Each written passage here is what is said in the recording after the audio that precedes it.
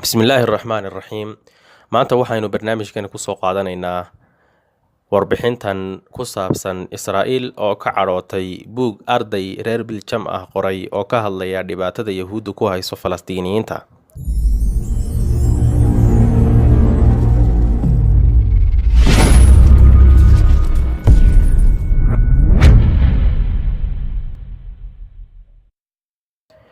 Warbaahinta dalka Israa'iil ayaa maalmihii ugu dambeeyay baahisay faallooyin iyo warbixinno ka dhan ah buug uu qoray arday dugsiga sare ku jira oo u dhashay dalka Biljam, kaasoo ardayga reer Biljam uu kaga waramayo dhibaatada ay shacabka Yahuuddu iyo dowladooda ay ku hayaan reer Falastiin. Warbaahinta Israa'iil ayaa si weyn u cambaaraysay buuggan uu qoray ardayga reer Biljam oo ay ku tilmaameen mid liddi ku ah Yahuudda oo ka soo horjeeda xidhiidhka wanaagsan ee Israa'iil iyo dalka Biljam u dhexeeya, iyo habdhaqanka dalka reer Yurub.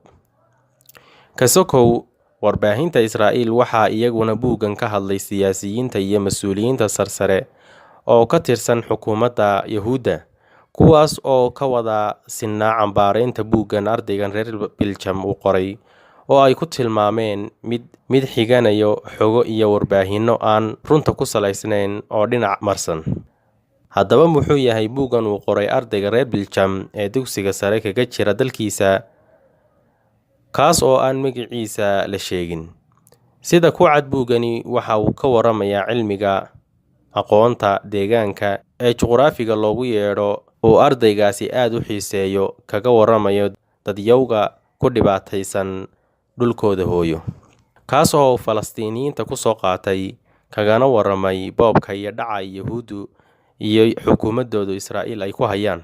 Waxaanu inta badan xiganayaa warbixinno ay ururada xuquuqda aadamiga u ololeeya ee adduunka ka soo saareen, gaar ahaan warbixintii ugu dambeysay ee Amnesty International kaga hadashay dhibaatada haysata shacabka reer Falastiin. Ardaygan reer Biljam ayaa jaldiga sare ee buuggiisa u doortay sawir kartoon ka hadlaya Yahuudda ku dabaalanaya saxanka xamaamka ee lagu maydho oo biyo ka buuxsamay oo dushana qasabadii kaga socoto, halka dhinaca kale ee ceelka biyahana uu ku durduurtay ninka reer Israa'iil iyo biyo la'aan ugu dul dhimanaya haweeney da' ah oo reer Falastiin ah, taas oo weel yar ay sidatay oo ay hoos dhigatay qasabada ceelka wax biyo ah ugu dhici waayeen. Sawirka kartoonkan oo ah ka sida weyn ay uga cadhoodeen Yahuudda iyo maamulkooda ayaa ah mid dadka sawirada kartoonka sameeya ee dunida kaga faallooya dhibaatooyinka dadka reer Falastiin ku haysatay dalkooda iyo sida khayraadkooda dabiiciga ah looga dhacay. Warbaahinta Israa'iil iyo mas'uuliyiintooda sarsare ee dalka ayaa dowladda Biljam ka codsaday inay joojiso daabacaadda iyo faafinta buuggan oo ay sheegtay inuu si weyn u wiiqi doono xidhiidhka labada waddan ee u dhexeeya. Hase yeeshee, dalka Biljam ayaan ka hadal oo aan wax jawaab ah ka bixin. Sida sharciga federaalka ee dalka Biljam uu dhigayo, awood uma laha dowladda dalkaasi inay joojiso buug uu qoray arday dhigta dugsiga sare, sababtoo ah waxay taasi ka soo horjeedaa sharciga dhiirigelinta fikradda iyo aqoonta dalkaasi, oo aan ogolayn in la farageliyo aragtida da'yarta iyo ardaydu ku cabirayaan fikradooda.